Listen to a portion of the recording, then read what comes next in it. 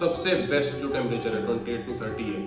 तो हमने immediately rod लगा के 45 डिग्री 40 डिग्री के आसपास तक टेम्परेचर लेके गए। हमने उसे मेजर भी करा थर्मामीटर के थ्रू। तो एक एक कर नमस्कार दोस्तों, स्वागत है आप सबका मेरे चैनल ब्लू एक्वेटिक्स पे। दोस्तों देखिए, हर किसी को ना उनकी फिश एक्वेरियम के अंदर ना घूमती हुई अच्छी लगती है। कोई नहीं चाहता कि उनकी फिश नीचे बैठे या एक्वेरियम के टॉप पे रहे, मतलब जो सरफेस होता है वाटर का जो लेवल होता है, जो टॉप का लेवल होता है वहाँ पे रहे। कोई ऐसा नहीं चाहता कि उनकी फिश अनहेल्दी रहे। हर किसी को ना घूमती हुई फिश ही अच्छी लगती है। बट हाँ, कभी कभी हो जाता है कि आपकी फिश या तो नीचे बैठ गई है या टॉप पे जाके बार बार वो एयर को ग्रैस्प करने की कोशिश कर रही है। तो ऐसा जरूर फिश के साथ कोई ना कोई प्रॉब्लम हो रखी है, तभी वो ऐसा कर रही है। तो अगर आप इस वीडियो को देखने के लिए आए हो तो इसका मतलब क्या है कि आपकी फिश को कोई ना कोई प्रॉब्लम जरूर है। शायद वो हो सकता है टॉप पे हो, या वो नीचे बैठी हो, या मूव भी ना कर रही हो। तो दोस्तों, ये वीडियो आपके लिए सबसे बेस्ट है। इस वीडियो को जरूर देखें और इस वीडियो को जरूर फॉलो कीजिए। और मैं 100% श्योर हूँ कि इस वीडियो से आपको पक्का कोई ना कोई जरूर सॉल्यूशन मिलेगा। तो आइए स्टार्ट करते हैं अपनी मेन वीडियो को, और मैं आपको बताता हूँ कि आपकी जो फिश है वो इस टाइम टैंक में क्यों नहीं मूव कर रही है और नीचे बैठी हुई है। देखिए, सर्दियों का टाइम है, अराउंड मतलब अगर मैं अपनी एरिया की बात करूँ, मेरे यहाँ पे टेम्परेचर 5 to 6 डिग्री तक चले जाता है नाइट में। तो हो सकता है आपका जो टैंक है उसका भी टेम्परेचर, या जो जहाँ पे भी आप रह रहे हो आपके आसपास का टेम्परेचर भी काफ़ी डाउन हो रखा हो, और जो आपने हीटर लगाया हुआ है अपने एक्वेरियम के अंदर वो बंद हो गया हो। मेरे साथ अभी रिसेंटली यही केस हुआ था कि मेरे फ्रेंड की एक शॉप है, उनके पास एक 6 फीट का टैंक रखा हुआ है। उसके अंदर अराउंड 15-20 फिशेज रखी हुई हैं डिफरेंट टाइप्स की। वो जब शॉप बंद करके गए, उनकी फिशेज बिल्कुल नॉर्मल थी सारी की सारी। और अगले दिन जब सुबह आया तो देखा कोई फिश उल्टी हुई पड़ी है, कोई फिश नीचे बैठी हुई है, कोई फिश किसी चीज़ का सहारा लेके बैठी हुई है। तो मतलब बहुत बुरी हालत हो गई थी।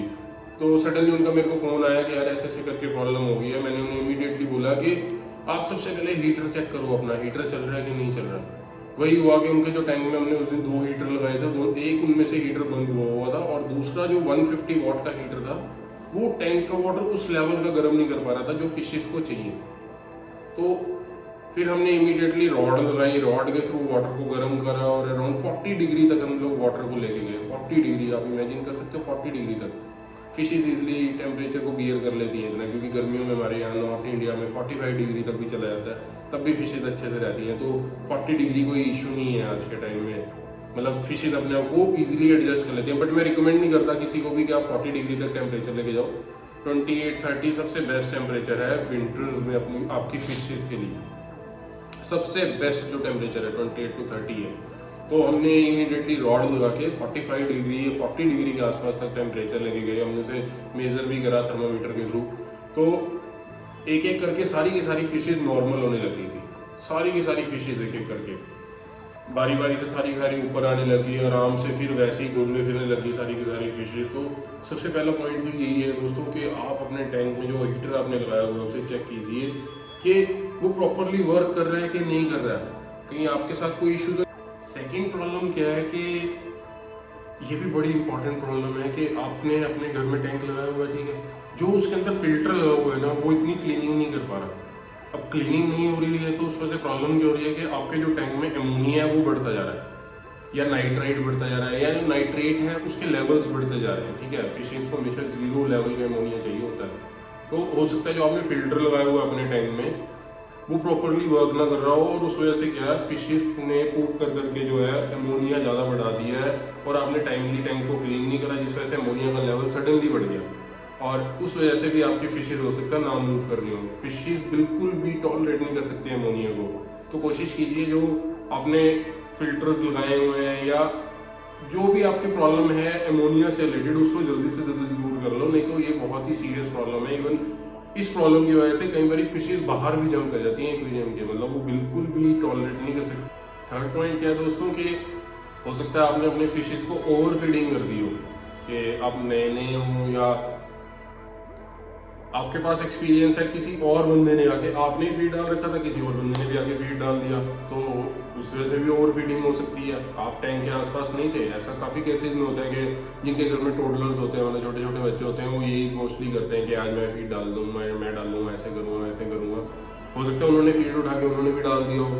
तो ओवर फीडिंग भी एक बहुत सीरियस प्रॉब्लम है फिशेस को लेके। अगर आप नए नए हो फिश एक्वेरियम में, हॉबी में, तो प्लीज़ अपने फिशेस को कम से कम फीड डालिए, उसी में खुश रहेगी वो। या एक्सपर्ट्स की गाइडेंस लीजिए। आप हमें इस वीडियो में कमेंट कर सकते हो कि आप अपनी फिशेस को कितना फीड डालिए, कितना ना फीड डालिए। ओवर फीडिंग से आपकी फिश की डेथ भी हो सकती है, तो कितना सीरियस कंसर्न है ओवर फीडिंग। तो प्लीज़ इस चीज़ को ध्यान दीजिए और ओवर फीडिंग बिल्कुल भी मत कीजिए अपनी फिशेस को लेके, बिल्कुल भी। फोर्थ पॉइंट क्या है दोस्तों, जो आपने फिशेज आपस में रखी हुई हैं, हो सकता है उनमें से कोई भी एक दूसरे को मार रही हो, मीन्स आपस में वो एडजस्ट ना कर रही हो, तो ऐसा भी पॉसिबल है। कई बार देखा मैंने गोल्ड फिश के केस में कि लोग कोई फिश उसके साथ रख लेते हैं, गोल्ड फिश के साथ, और कोई फिश कभी ना कभी गोल्ड फिश को जरूर अटैक कर देती है। चलने को आपके पास शायद चल भी रही हो कि दोनों ही इकट्ठी चल रही हैं, कोई प्रॉब्लम नहीं है, बट जैसे जैसे कोई फिश बड़ी होती जाती है, गोल्ड फिश उस लेवल से नहीं बड़ी होती जितने स्पीड से कोई फिश बड़ी होती है, तो वो थोड़े टाइम बाद गोल्ड फिश के ऊपर अटैक करना शुरू कर देती है। तो ये मैंने एक एग्जांपल दिया, आपके पास कोई और फिश होगी तो वो आपस में हो सकता है अटैक ना कर रही हो। ये भी एक कंसर्न है कि जब फिशेज आपस में अटैक करने लग जाती है, तो जो सॉफ्ट फिश है, मतलब जो नई लड़ाई कर सकती दूसरी फिश के साथ, तो नीचे बैठने लग जाती है या वो छुपने लग जाती है। मोस्ट ऑफ द केसेस में यही होता है कि एक और एग्जांपल देता हूँ, पैरेट फिश है। जैसे आपने देखा होगा पैरेट फिश, अगर आप किसी ऐसी फिश के साथ रख दो ना, फ्लावर ऑन फिश टाइप के साथ रख दो, तो आपको उसको हाइडिंग स्पॉट देना पड़ता है। क्यों? क्योंकि वो अटैक नहीं कर सकती इतनी जल्दी फ्लावर ऑन फिश के ऊपर, तो इसलिए वो छुप के रहती है। आप फीड डालने आए हो, कई बार खाती भी नहीं, आपने देखा होगा वहीं पे छुपी पड़ी है। क्यों? क्योंकि वो अटैक ही नहीं कर सकती थी फ्लावर ऑन के ऊपर, फ्लावर ऑन ने अपना दब। नेक्स्ट पॉइंट है कि पीएच के साथ भी प्रॉब्लम हो सकती है। मैंने अभी इसके ऊपर एक वीडियो बनाया, आप देख सकते हैं, यहाँ पे ये वीडियो शो हो रहा है।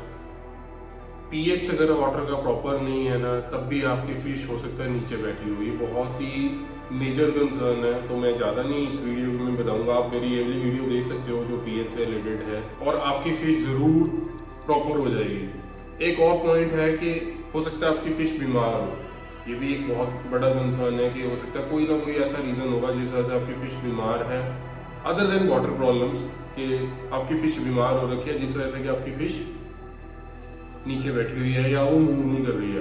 ये भी बहुत बड़ा कंसर्न है। तो इस चीज़ का भी आपको ध्यान देना है कि आपको चेक करना है कि वो वाटर की वजह से नीचे बैठी है या वो बीमार हो रखी है।